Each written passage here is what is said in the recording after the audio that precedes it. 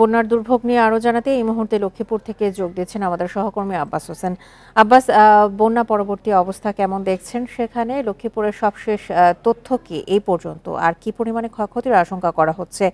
ত্রাণের ব্যবস্থার কথা বলা হয়েছিল, ত্রাণ ও দুর্যোগ ব্যবস্থাপনা মন্ত্রণালয় থেকে কি এ বিষয়ে কোনো তথ্য পাওয়া গেছে?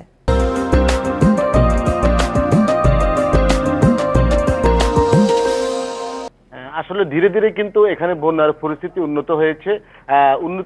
যেমন বিশেষ করে রামগতি, কমলনগর, রায়পুর এবং রামগঞ্জের কিছু এলাকায় আমরা দেখেছি পানি নেমে গেছে এবং কিছু এলাকায় এখনো পানি রয়েছে। এর বাইরে লক্ষ্মীপুর সদরের যে পূর্বাঞ্চলের 12টি ইউনিয়ন এবং লক্ষ্মীপুর পৌরসভার যে 15টি ওয়ার্ডের মধ্যে 12টি ওয়ার্ড এখনো পানির নিচে তলিয়ে রয়েছে, অর্থাৎ মানুষের রাস্তাঘাট, ঘরবাড়ি এখনো হাঁটুর উপরে পানি রয়েছে। তা আমি এখন যেখানে রয়েছে এটি লক্ষ্মীপুর পৌরসভার 14 নং ওয়ার্ড। এই ওয়ার্ডও আমরা দেখেছি, সকাল থেকে কয়েকটি বাড়িতে গিয়েছি, সেখানে কিন্তু গত এক সপ্তাহের তুলনায় পানি একদম 4 থেকে 5 ইঞ্চি পানি কমেছে, অর্থাৎ মানুষের যে দুর্ভোগ সেটি কিন্তু এখন পর্যন্ত কমেনি। এর মধ্যে পানি উন্নয়ন বোর্ডের পক্ষ থেকে যেটি জানানো হয়েছে, তারা ইতিমধ্যে লক্ষ্মীপুরে যে রহমতখালী, বীরেন্দ্র খাল, ডাকাতিয়া খাল এবং বুলুয়া যে নদী রয়েছে এই নদীগুলো কিন্তু অপসারণ করছে। যেখানে যে অবস্থা বাঁধ আছে সে বাঁধগুলা কেটে পানি অপসারণকরণের যে কাজ সেটি করছে, এতে করে পানিও নামছে, এমনটি বলছেন পানি উন্নয়ন বোর্ডের নির্বাহী প্রকৌশলী মোহাম্মদ নাহিদুজ্জামান। তবে আমরা এই বিষয়ে এর বাইরে কিন্তু কথা বলেছি, এখন পর্যন্ত মৎস্য খাতে ক্ষতি হয়েছে 240 কোটি টাকা, কৃষি খাতে ক্ষতি হয়েছে প্রায় 200 কোটি টাকা এবং গবাদি পশু, পোল্ট্রি খাতে ক্ষতি হয়েছে প্রায় আরো 200 কোটি টাকার বেশি। এর বাইরে কিন্তু আমরা এখন পর্যন্ত ত্রাণ ও পুনর্বাসন কর্মকর্তার পক্ষ থেকে যেটি জানানো হয়েছে, এ পর্যন্ত জেলায় প্রায় 18,000 মানুষের ঘরবাড়ি বিধ্বস্ত হয়েছে,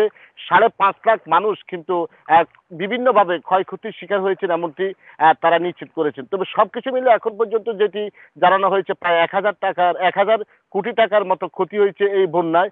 এখন পর্যন্ত যে বন্যার যে পানি যেসব এলাকা কবলিত রয়েছে সেখান থেকে পানি ধীর গতিতে নামছে, অন্য অন্য জায়গাও কিন্তু পানি না নামার কারণে কিন্তু মানুষের যে দুর্ভোগ সেটি বাড়ছে, পাশাপাশি পানিবাহিত রোগের যে প্রাদুর্ভাব সেটিও বেড়েছে। এই যে জেলা সিভিল সার্জন যেটি জানিয়েছেন, গত এক সপ্তাহে প্রচুর পরিমাণ সদর হাসপাতালে চর্ম, ডায়রিয়া, নিউমোনিয়া এবং আমসা সহ বিভিন্ন পানিবাহিত রোগে তারা আক্রান্ত হয়েছেন। প্রায় প্রতিনিয়ত 1 থেকে 1200 তাদেরকে যে সদর হাসপাতালে।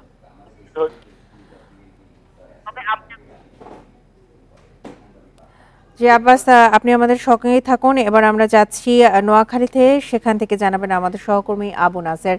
আবু নাসের, আমরা লক্ষ্মীপুরের তথ্য শুনছিলাম, বন্যার পরবর্তীতে নোয়াখালীতে কি অবস্থা, সবশেষ তথ্য নিয়ে জানাবেন।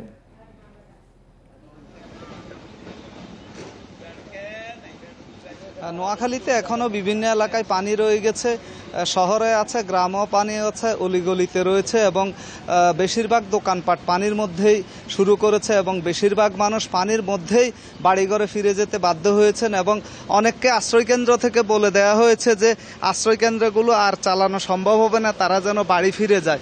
ফলে যারা বাড়ি ফিরে গেছেন তাদের মধ্যে অনেকে আবার বাড়িতে গিয়ে দেখছেন যে বাড়িতে কার্যত তাদের বসবাসের উপযোগী কিছুই নেই, কিন্তু তারপরেও তারা অসহায় অবস্থায় সেখানেই কোনো না কোনোভাবে তাদেরকে মানবেতরভাবে হইলেও থাকতে হচ্ছে। কারণ ইতোমধ্যে বিভিন্ন আশ্রয়কেন্দ্র থেকে তাদেরকে জানিয়ে দেওয়া হয়েছে যে আশ্রয়কেন্দ্রগুলোতে যেহেতু শিক্ষা প্রতিষ্ঠান রয়েছে আশ্রয়কেন্দ্রগুলো ছেড়ে দিতে হবে। তো গতকাল সন্ধ্যা অবধি অনেক আশ্রয়কেন্দ্র থেকে লোকজনকে বাড়িতে পাঠিয়ে দেওয়া হচ্ছে। অন্যদিকে এসব আশ্রয়কেন্দ্রে স্থানীয় লোকজন গত কয়েকদিন থেকে নিজ উদ্যোগে খাওয়া দাওয়া পরিবেশন করলো। স্থানীয় বাসিন্দাদের মধ্যে আসলে তাদেরও যেহেতু আয় রুজি কমে গেছে, তাদের মধ্যেও যেই আগের মতো যেই উদ্যম সেটিতেও ভাটা পড়েছিল এবং সরকারিভাবে আসলে ওইভাবে আশ্রয়কেন্দ্রগুলোতে খাদ্য সামগ্রী দেওয়া হয়নি বলে শুরু থেকেই অভিযোগ করা হচ্ছিল। তো সব মিলিয়ে আসলে আশ্রয়কেন্দ্রগুলো অনেকটাই খালি হয়ে এসছে। তারপরও এখনো পর্যন্ত বিভিন্ন আশ্রয়কেন্দ্রে প্রায় এখনো পর্যন্ত কমপক্ষে 1.5 লক্ষ মানুষ আছে এবং আশ্রয়কেন্দ্র অন্তত পক্ষে এখানে নোয়াখালীতে এখনো 100-র উপরে 500-র উপরে আশ্রয়কেন্দ্র এখনো চালু রাখা হয়েছে এবং ক্রমেই আজকে থেকে আরও কমানোর সম্ভাবনা রয়েছে বলে প্রশাসন থেকে জানানো হয়েছে। এবং বিভিন্ন জায়গাতে কৃষিক্ষেত্রে 615 কোটি টাকা ক্ষতি হয়েছে বলে জানানো হয়েছে, মৎস্য খাতে ক্ষতি হয়েছে প্রায় 650 কোটি টাকার মতো গবাদি পশুর ক্ষতি হয়েছে, যে হাঁস মুরগির অনেক ক্ষতি হয়েছে, অর্থাৎ প্রাণী সম্পদ বিভাগে প্রত্যেকটি সেক্টরে ক্ষতির চিহ্নগুলো ক্রমেই উঠে আসছে এবং জেলা ত্রাণ ও পুনর্বাসন অফিস একের পর এক ক্ষতির পরিসংখ্যান দীর্ঘ করছে। কারণ উপজেলা পর্যায় থেকে, ইউনিয়ন পর্যায় থেকে পাওয়া তথ্যগুলোকে একত্রিত করে, সমন্বিত করে জেলা ত্রাণ ও পুনর্বাসন অফিস আমাদেরকে পরিবেশন করে। আমরা সেই প্রতিটা সেক্টরের সমন্বয় করে যেন এই বন্যা দুর্গত এলাকায় সহায়তা দেওয়ার সম্ভব হয়।